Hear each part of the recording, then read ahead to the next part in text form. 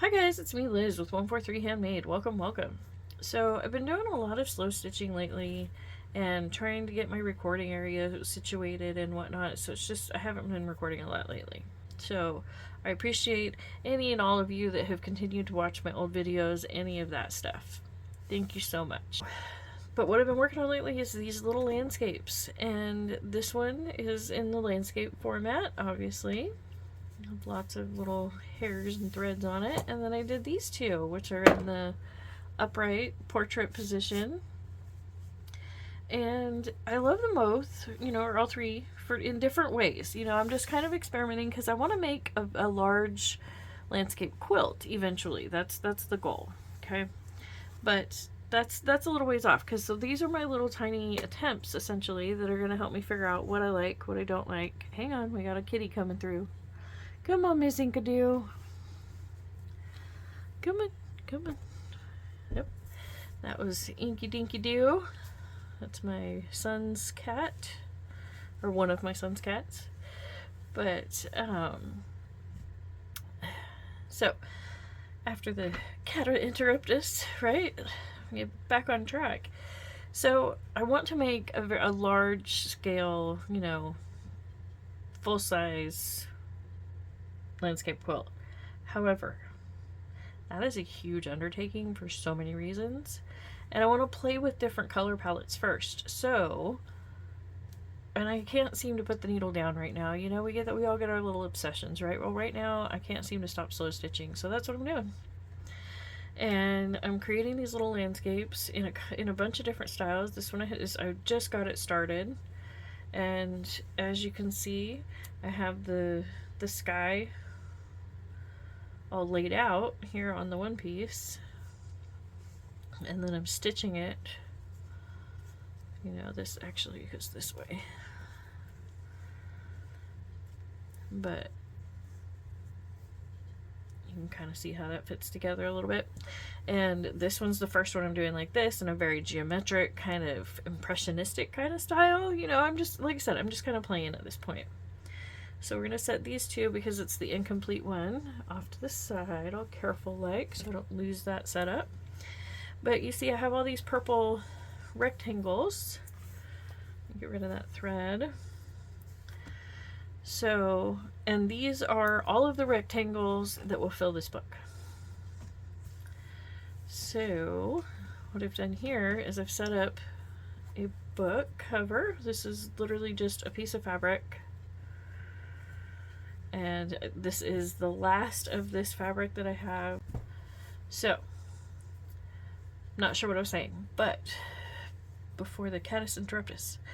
But I have this little book that I started creating, and I decided to go ahead and pause before getting any further and bring you guys along. So this is just a piece of fabric, and then this is the higher quality, this is fairly high quality quilter's cotton.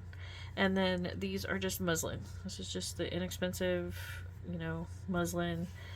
And the reason why it's this size is because that is the size of stuff that I had, and it just kind of all worked out. I don't even know what the sizes are. Hey, I do have a ruler right here. So this folded page is roughly 9.5 by 5.5 or so. But really, this is just a scrappy, just because type book. I am going to go with the landscape theme, but that's just because it's kind of the trial and error, like I said, for the large quilt. So I've just taken, these are the three, I have 3 pieces of muslin that are roughly the same size. You can see they're not even exactly the same size. And then I have these 2 pieces of just pretty fabric that I decided to go ahead and add to the binding, because there's going to be some weight to these pages, so I wanted the binding to have some, a little extra help as opposed to just the muslin. So there's this piece of fabric. Okay, so there's the cover, and then I put this little strip of fabric in facing this way, so that way when I place the landscape here, I have the option of tucking it in. Like if I have a little bit of a weird edge that I don't like, I can tuck it in there and then have this go over the edge, So that was the idea. but I may just go ahead and sew it down. Either way, it's going to work, and then just put the page on top of it. Either way, it'll be added reinforcement, right? And then, and yes, I do plan to put one of these on the inside covers, not just a full interior cover. So I have the cover, I have this one strip, I have my 3 pages, and then I have another strip. And then all I'm going to do is just sew down the edge, and you can see here. Okay, so as you can see here, I have started from the inside of my covers, but not through my interior prettier piece, and just all the way to the outside, and then I did a little bit of a back stitch. See, I came towards the outside edge to come up through all 3 pieces, or let's see, how many pieces is that? Just all of my layers, right? Down right here at the bottom. And then I'm just going to very carefully take another little stitch, see, just like that, right down the center.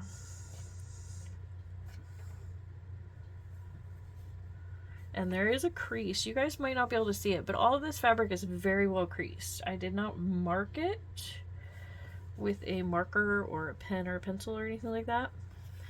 But like I said, everything, oops, I can't believe I just did that. That's just one of those silly mistakes we make, isn't it? So I gotta pull that free. So I had to cut my needle loose because I had done the loop method. So this was all just one long strand.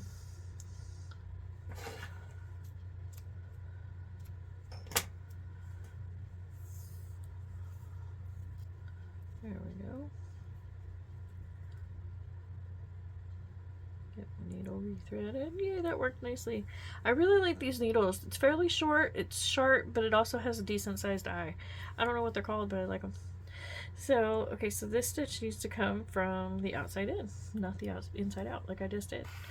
And then we just go back and forth. And you can take as big a stitches as you want, or as little a stitches as you want. You can take as, you know,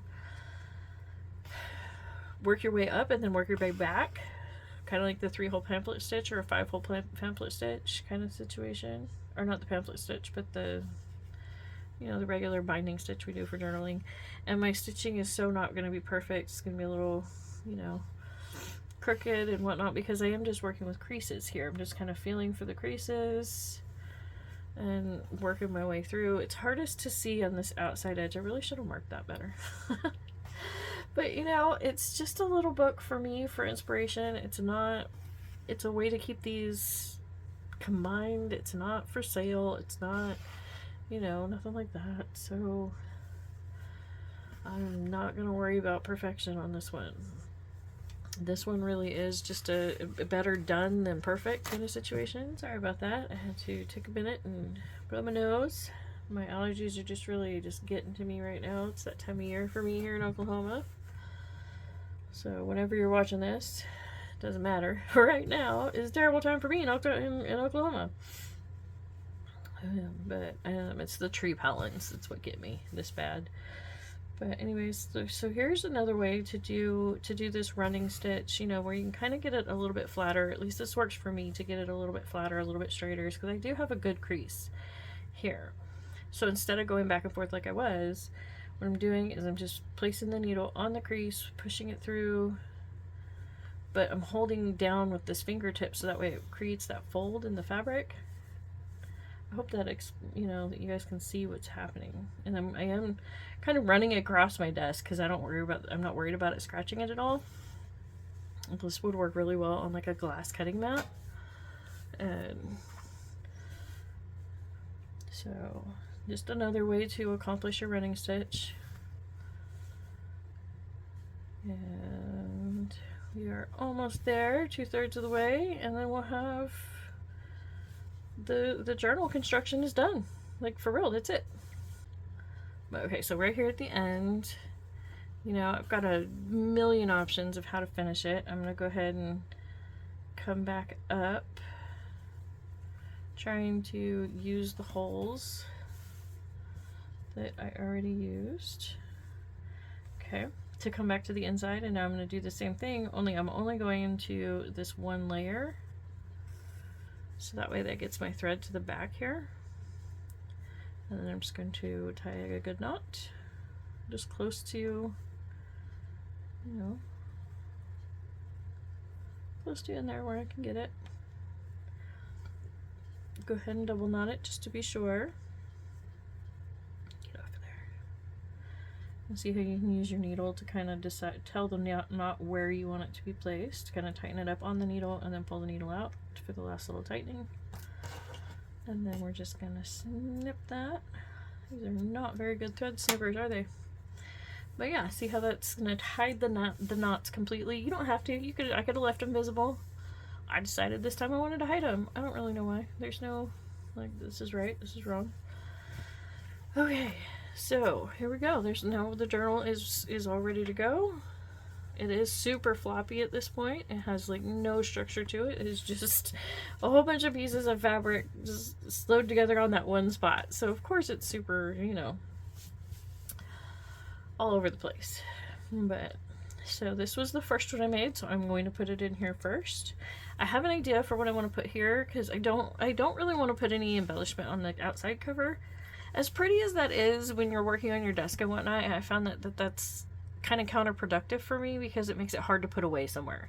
So by having the plain cover on the outside, I still know which one's which and where to find them and all that.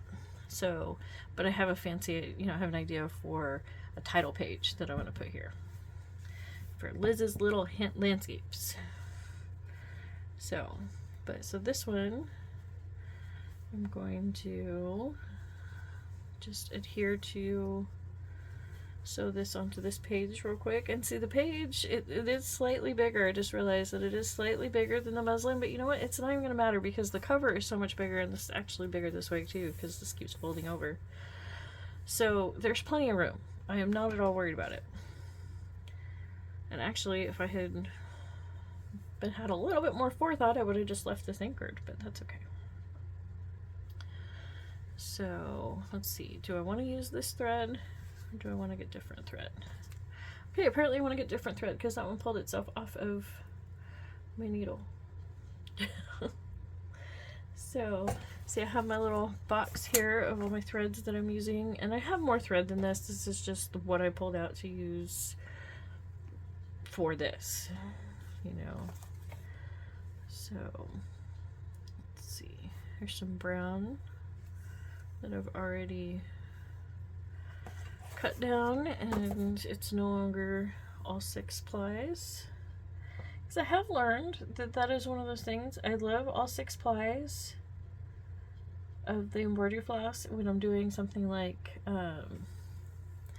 cantha stitching, you know, something that's super scrappy like that, and you are in fact adding strength, you know, to your cloth that you are stitching by using the cantha stitch. And so, you know, the running stitch and that sort of style where you're just utilizing all of your little scraps and everything. I do like the 6 plies then, but that's pretty much the only place that the full 6 plies of the embroidery floss is my choice, actually. So there's things I love about each one of these. There's things I don't love about all of them. I have thought about going back and adding more to them.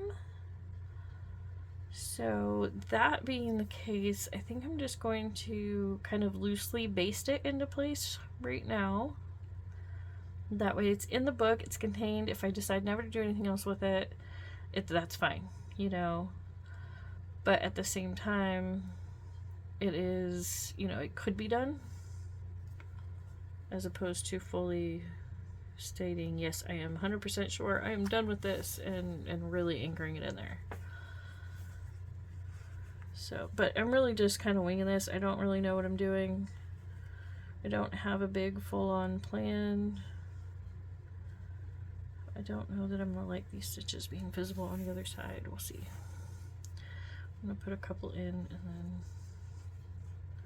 then decide what I like. Because I can, if I was to decide that I don't like this sewing, and then I am 100% sure, yeah, I don't like the brown, actually. I think that would be okay with me if it was in a blue because it's in the sky. So what I'm going to do is just unthread my needle and pull that back out. But what I was saying is that what I could do, if once I 100% decide that I am done with the sewing on it, is to just glue it in. Just use my Fabrifix and just add a little bit of glue and just glue it in. That would totally work.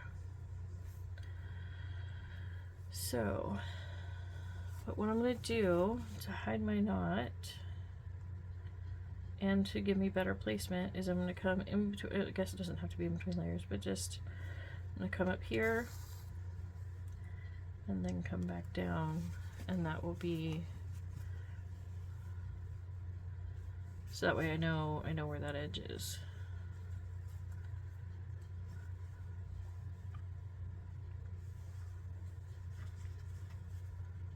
Hold it all together. There we go. I haven't actually done one of these just because books yet. This is new for me. You know, I've wanted to do one for a while now, but I just hadn't found the time. So I'm not sure that I actually like this. I might have liked it better putting the pages on before it was a book, you know, and then just binding them together once all the pages were done. Because this is kind of fussy, you know, this back edge here. I don't know. But we're gonna do it this way, this one. So thank you all for joining me for my ramblings, and we're gonna persevere and make this little landscape book together. And next time we will be sorry, like I said, my allergies, man, it's making me forget what I'm saying in mid-sentence. Oh my goodness. But yes, okay, so we focused on the construction and installing these first couple pages today. Next time we are going to finish up that landscape that I already had started, and we will just be working on landscapes every so often. I'm not gonna set a date. Like I've tried to do, like, you know, sewing Sundays and like to where you know what to expect each week, and the bottom line is that's just not me. I'm unpredictable. I never know what I'm gonna feel like working on, and you know, you're just gonna have to ride that out with me, and I will come back around to it, you know. I will get back to it. If I say it's a series, it's a series, and you'll see it. But I may throw in other stuff in between. I may have several series going on at one time, different subjects. That's what I really want to do, is have several series going on that are, you know, some paper based, some painting, some sewing, some this, some that, some sewing with the machine, some slow stitching, just, you know, all the things. Because really I am just a mixed media artist. I like to play. I don't have a set style of art that I play at, other than wonky. Like wonky, that's, you know, less than perfect. If that's an art style, then that would be mine.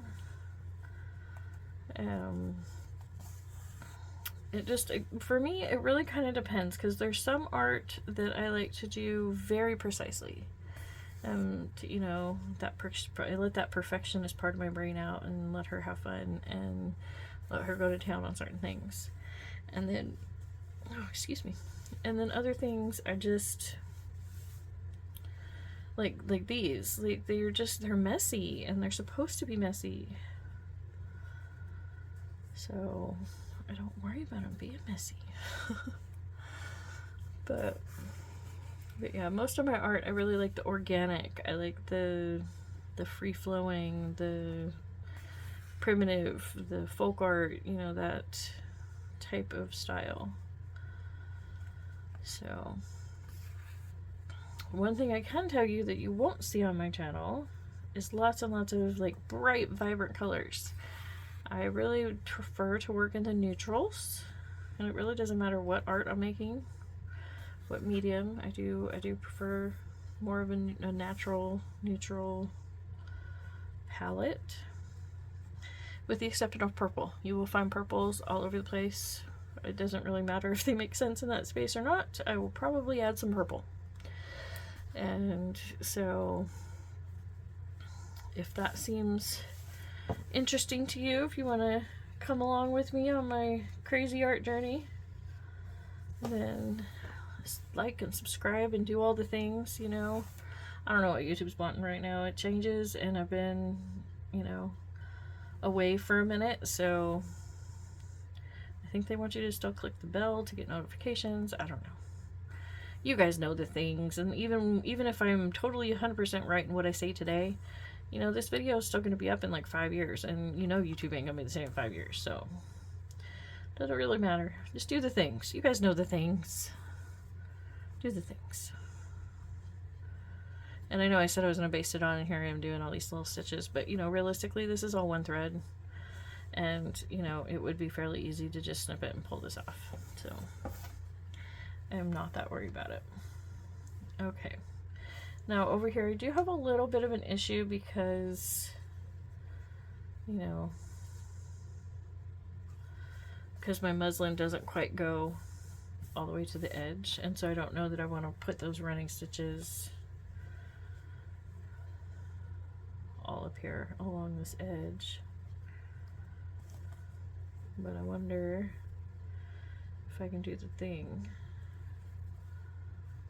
where I just pick up the last 2 layers, you know. Yeah, that didn't show on the surface. So that way it's just the purple and the muslin that are bound together.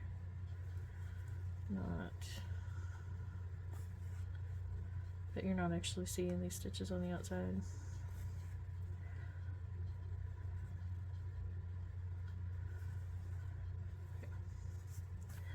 That seems to be working pretty well. Yep, I'm getting the purple. You know, just want to make sure. Feels like I'm going all the way through, but that's okay. Even if the occasional stitch does show all the way through, it's not going to be, you know, as glaring as if all of them did. So you got to make sure you're not pulling too tight when you're doing these running stitches. It's super easy to bunch it and not mean to. So just some little things to keep an eye out for. I'm trying to see if I can get in between these layers, so that way I can easily do the next couple of stitches. Yep.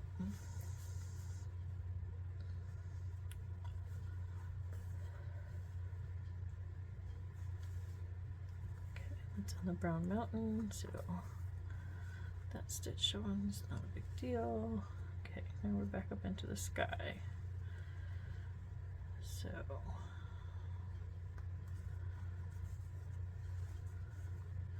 but I was able to separate them. I now have my index finger in between the purple and the blue, so I can easily be sure that I can get a good big stitch in there, but it's not going to be seen.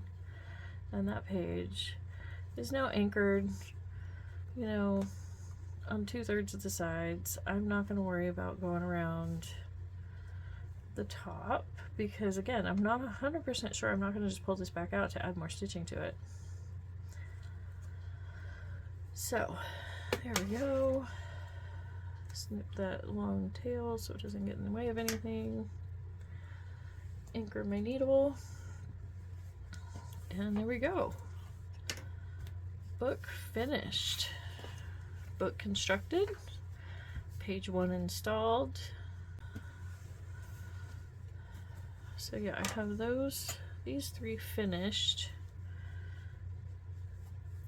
But I think I want to put this one, I think what I'm going to do is have the first half of the book be landscapes in portrait style, and then have the second half of the book be portraits or landscapes in landscape style.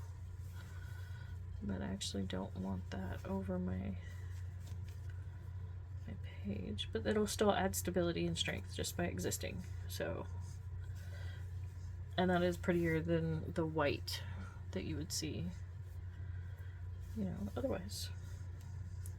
So I'm going to go ahead and just set those in there where I think I'm going to anchor them. I'm not going to worry about doing it right now. And I will be back with you soon when we to work on, okay,